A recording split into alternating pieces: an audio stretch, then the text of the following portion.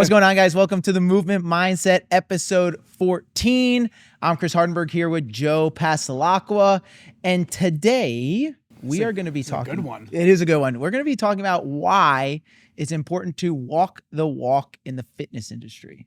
So why don't you kind of frame what we're talking about? Yeah. So why we're labeling this is, walk the walk in the fitness business or the industry. What we mean by that is really what it comes down to is a couple things. Mm-hmm. Actually visually being in shape, mm-hmm.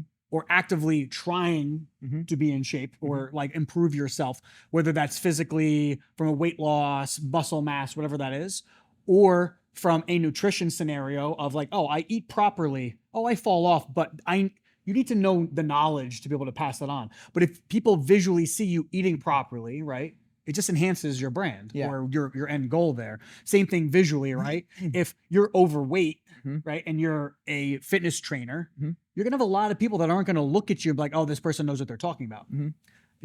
Disclaimer in our business as it is, and you'll laugh at this, is people label, oh, Joe's the gym guy, Chris is the gym guy. Yeah. It doesn't mean that I don't know other stuff, right? Or you don't know other things, right? But there should be no reason to where, okay, just because I don't have a doctorate in nutrition doesn't mean I don't know what I'm talking about. Yeah. And I think that's something we really, I think, do a really good job at our company. And obviously I'm biased, is all our staff members, they take class, they try to eat well. Everyone's in good shape. Like, they're good examples to the people who come into the gym, right? If I'm someone who's coming into the gym and I'm looking to build muscle or lose weight, it's a struggle for me to eat right. And every time I look to my instructor, they're crushing pizzas in the corner. That's a tough look. We used to have that. I know. And so that's a tough look to be like, man, I'm trying to get my act together and kind of try to make progress. And you're looking at the instructor and they're doing the exact opposite of what they're telling you to do. Like, sorry, I didn't really mean to. No, you're fine. But like, think of it as like, if I'm eating fast food every day, and my metabolism is just great, and because I'm working out 4.5 hours a day, right? I'm 24, 25 years old, and you have abs and you're crushing Burger King and Taco Bell. That's not a good look. Right.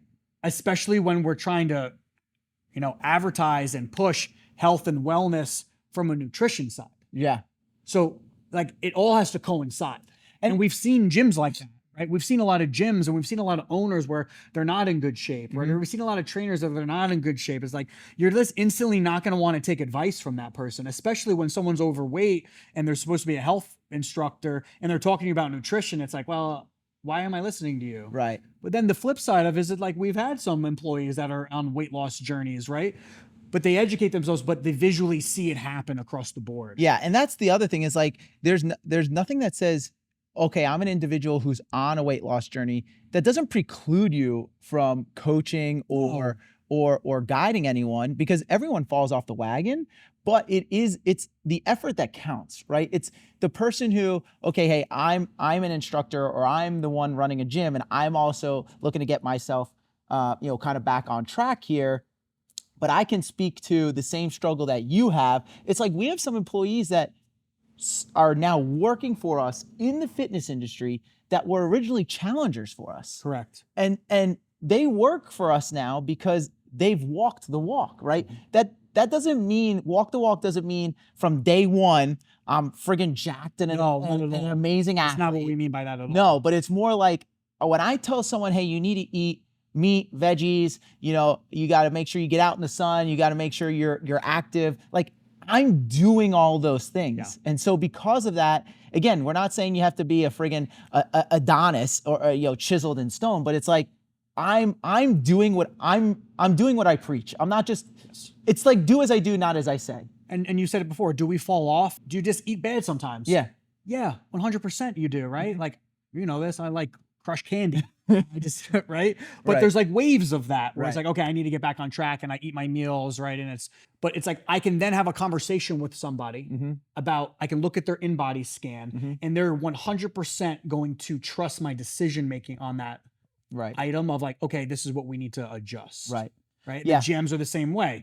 They need to be able to address the situation, but it's a lot easier to gain someone's trust when you walk the walk of the fitness business or the industry, when you look visually like you exercise, you look like you know about nutrition, Mhm. and you don't just have 50 certificates that say that I'm certified in all these things, but it's like, oh, but you're not in shape. Right. And that is, I mean, honestly, if you think about it, that's kind of a tough part about our industry because, for example, if I'm looking for a financial advisor, right? They have a certificate in X, they work at this company. Cool. No one's looking at that guy and being like, can you show me what your personal finances look like so I know if you're a good Because they're advisor? the professional in that space. It's no different than going to your primary care doctor Right. to talk to them about whatever Yeah. issue that you have going on, or you're just sick. Mhm. You're trusting them to make the correct decision. Right. Okay. But why would you go to a primary care doctor to talk to them about specific nutrition outside of the basic understanding of knowledge that they know about it? Yeah. That's why people work with nutritionists. That's why people do personal training. Mhm. Okay. Or if you have a fitness goal, right? Mhm. Let's use Marquand. We just talked about it a second ago. Yeah. Marquand is a great example of what the sport can do for you Mhm. from a competitive side. And if you wanted to do that, he walks that walk across the board, Yes. visually Yes. and nutrition wise. Yes. And again, he's a great example, like just to use him as one of our examples, because he keeps himself in good shape, because our members see him working out, because our members know that he takes his nutrition so seriously, it kind of disarms them from being like, well, you just don't get it because you're just built this way. It's like, no, you've seen him working out, right? Oh, is he naturally gifted athlete? For sure. Yeah, but there's still work that's put in on every single side. Right. Right? Like, and that's the understanding of what bothers me about this industry is you could go get your NASM Mhm. certificate, which is a personal training certificate. Yep. You could go work at Lifetime Fitness, and then you could have 19,000 certificates that you're certified in Pilates and you're certified in small group training, kettlebells, barbell work. But like, what does it all mean? Right. If you don't know how to implement it beyond, oh, I have a certificate, because that's where this world has kind of gone. That's kind of where the world in general has gone. If I have this piece of paper, that means I'm a professional in this space. Right. Okay. Again, this goes back to just because there's not a master's, right, in X, Y, and Z, or a doctorate in X, Y, and Z, it doesn't mean that you don't have the ability to educate yourself to then pass that on. Mm-hmm.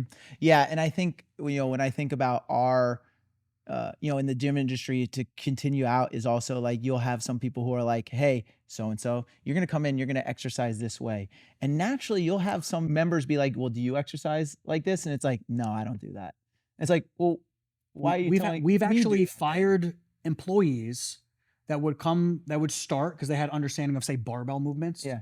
And they would work, and then we'd be like, it just wasn't a good fit because like you don't don't do what we you don't do. know what our program is. Salespeople too. We talked We've about had this, that. Yes. right? Where there's people, you have to be embedded in what is offered. And you got to believe in whatever it is that you're doing. Yeah. Right. So again, right, walking the walk in our business and in the fitness industry in general is understanding of the fitness side, the nutrition side, and the understanding of why accountability is so important. Yeah, well, and that's one of our core values, right? Is accountability. Because if I'm going to be someone who's advising someone coming into the gym on doing something, it's like I said, it's always more powerful when you have someone who's, do as I do, not do as I say, right? No one likes the person that barks orders on like, this is what you have to do, but they're not doing any of it themselves. And again, that has no bearing on someone's level of ability to perform all the movements. Like we have plenty of coaches who can't do all the RX movements, and we don't care. And it's because our business is built on not that you can do all the RX movements, but that when you say I'm part of the fitness industry, you're truly part of the fitness industry by I work out, I try to eat right. It's more real. It's a realistic expectation. Yes. So yeah, I thought it was important to kind of talk on this because I know you and I have both been in the industry a long time and have come across people that it's like, dude, you're a personal trainer. Like I can't remember the last time I've seen you pick up a dumbbell. Yeah. And it's hard to then watch someone advise people on things to do when they're not willing to do it. Yeah, themselves. especially because the point of entry in the gym business, when you are looking at the gym business on the business side, it's actually a low cost to open one. Yes. Right. You don't need, and I'm not saying like how I did it, but I'm just saying in general, like if you were to open, let's just use a comparison. If I'm going to open a restaurant or a deli I was thinking comparative to a gym, I can open a gym most likely for between $30,000 and $50,000. Right. Okay. A deli or a restaurant is going to require a bigger dollar point of entry. Okay. Where you're looking at now 125, 150 is like the average Sure. for opening up something like that. So I'm not saying that like diverts people to the fitness business, but you typically will get younger people that like fitness. Maybe they played sports in college or something, and they're just involved in the space. But what that causes is a lot more point of entry of people like, oh, I really like this. I'm going to go into this space. But then their education stops Yeah. because they think they know what they're doing. Yeah.